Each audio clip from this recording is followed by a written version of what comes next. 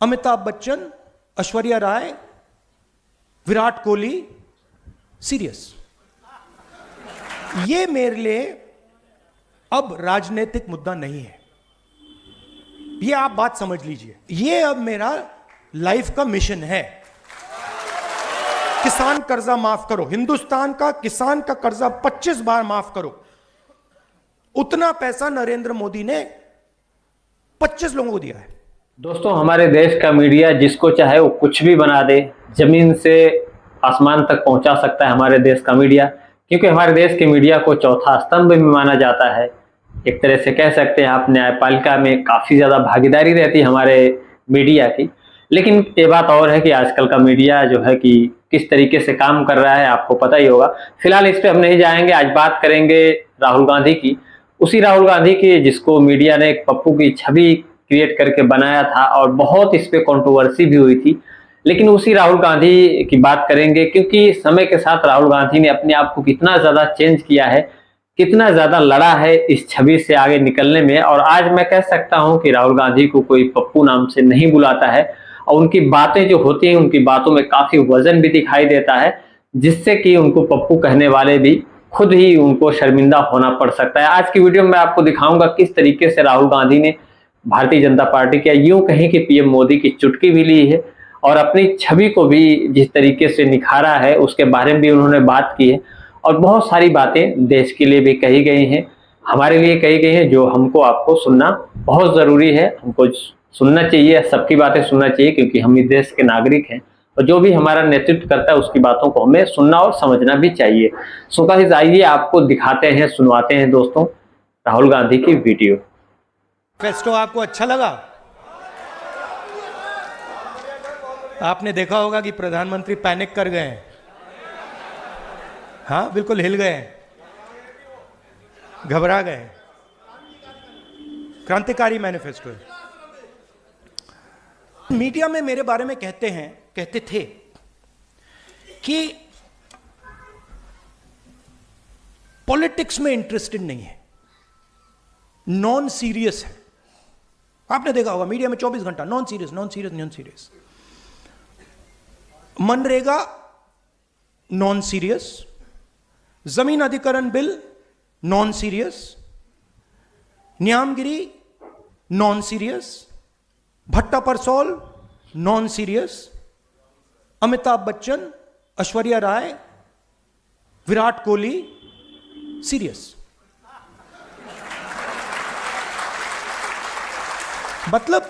मतलब हिंदुस्तान की पॉलिटिक्स में मान लीजिए ये कमरा है, इसमें 1000 लोग बैठे हैं। 1000 लोग में से आप यहां पे 20 लोगों को हेडफोन दे दीजिए और माइक्रोफोन दे दीजिए, और वो 20 लोग 24 घंटा चर्चा कर रहे हैं, और 990 लोग यहां बैठे हुए हैं। उनकी ना कोई बात सुनता है, ना उनके पास लाउड स्पीकर, ना उनके पास माइक्रोफोन, हेडफोन। वो देखते रह जाते हैं, और जब भी कोई 90% की बात करता है तो वो नॉन सीरियस हो जाता है। तो मैंने शुरू किया, मैंने कहा देखता हूं ये जो लोग कह रहे हैं नॉन सीरियस, इनकी कंपनीज में इनके स्टेक होल्डर्स कौन है, इनके जो बड़े बड़े पत्रकार हैं, जो एंकर्स हैं। मैंने इनके नाम निकालने शुरू किए। 95% का इनमें एक है ही नहीं, एक ओबीसी नहीं है, एक ओबीसी एंकर नहीं है हिंदुस्तान में।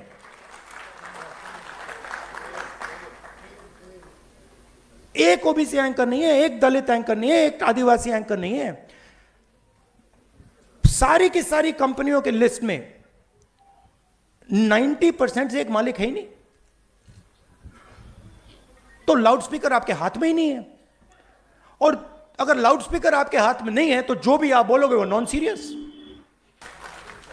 मैंने अगर इनके हाथ में लाउडस्पीकर दे रखा है, मतलब फुल पावर वाला लाउडस्पीकर, तो बाकी सब बोले ना बोले वो तो नॉन सीरियस ही होगा। वो सीरियस तो वही है जिनके हाथ में लाउडस्पीकर है। तो मीडिया में आपका कोई नहीं। और मीडिया को किसका पैसा जाता है? जीएसटी का पैसा जाता है, सरकारें पैसा देती हैं।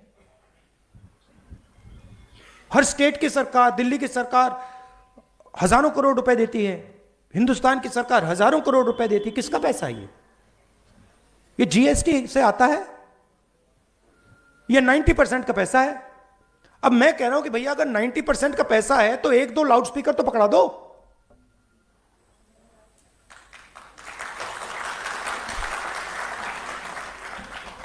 उसके बाद मैंने कहा ठीक है, मीडिया में कोई नहीं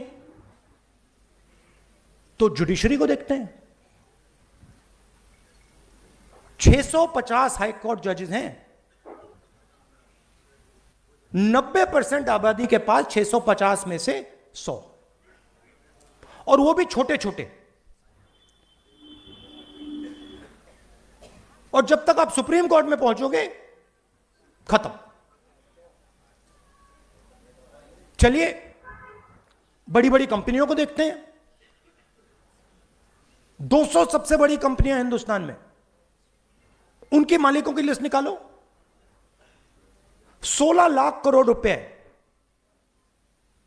16 लाख करोड़ रुपए उन 200 में से 25 लोगों को नरेंद्र मोदी ने दिया है। 16 लाख करोड़ रुपया, मतलब अगर आप 25 बार किसान कर्जा माफ करो, हिंदुस्तान का किसान का कर्जा 25 बार माफ करो, उतना पैसा नरेंद्र मोदी ने 25 लोगों को दिया है। 200 में से एक ओबीसी नहीं, एक दलित नहीं, एक आदिवासी नहीं। उनकी सीनियर मैनेजमेंट में एक दलित नहीं, एक आदिवासी नहीं, एक ओबीसी नहीं। तो जहां भी देखो, मीडिया में देखो, प्राइवेट अस्पतालों को देखो, बड़ी बड़ी कंपनियों को देखो, जुडिशियल सिस्टम को देखो, जहां भी देखो कोई है ही नहीं। वहां पे 90% का कोई है ही नहीं।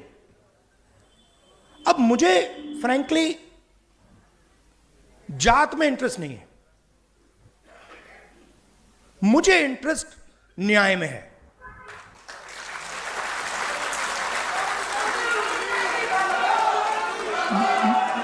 मैं सिर्फ ये कह रहा हूं कि हिंदुस्तान में आज 90% के साथ अन्याय हो रहा है, भयंकर अन्याय हो रहा है।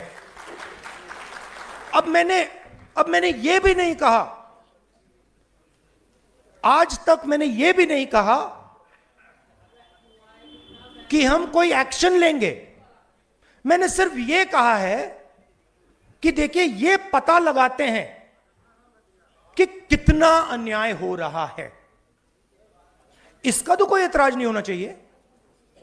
अगर आपको चोट लगे और मैं आपसे कहूं, भैया शांत हो जाए जरा, और मैं आपसे कहूं कि देखिए इनको चोट लगी है, एक्सरे करा लीजिए, तो एक्सरे से किसी को इतराज तो नहीं होना चाहिए ना। मगर आप देखिए, नेशनल मीडिया को देखिए, नरेंद्र मोदी को देखिए, जैसे ही मैंने एक्सरे का शब्द प्रयोग किया,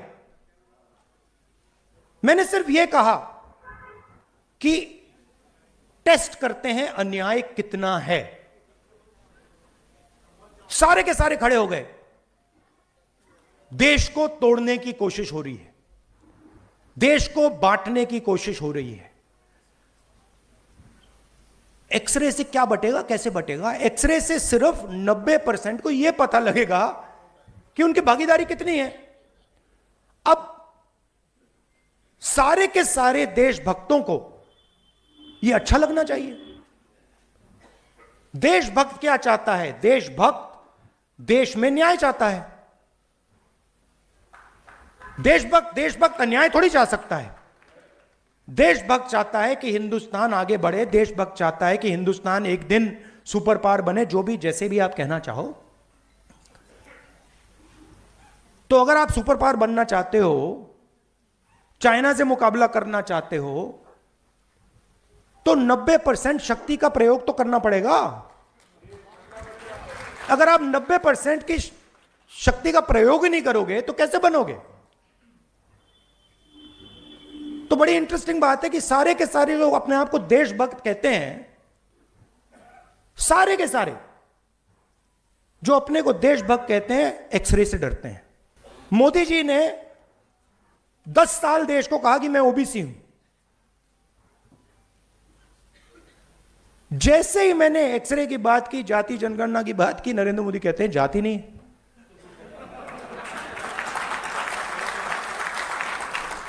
अरे जात नहीं है तो आप ओबीसी कैसे?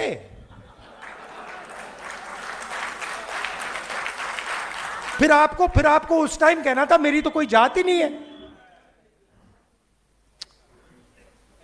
और फिर कहते हैं हिंदुस्तान में सिर्फ 2 जात हैं, अमीर और गरीब। ठीक है, अगर आप यह बात मानते हो कि हिंदुस्तान में सिर्फ 2 जात है, अमीर और गरीब, तो मैं आपसे कहता हूं कि गरीबों की लिस्ट निकालिए, उसमें आपको ओबीसी, दलित, आदिवासी मिल जाएंगे। और अमीरों की लिस्ट निकालिए, उसमें आपको एक दलित, एक आदिवासी, एक पिछड़ा नहीं मिलेगा, नहीं मिलेगा। तो ये मेरे लिए अब राजनीतिक मुद्दा नहीं है, ये आप बात समझ लीजिए। ये अब मेरा लाइफ का मिशन है।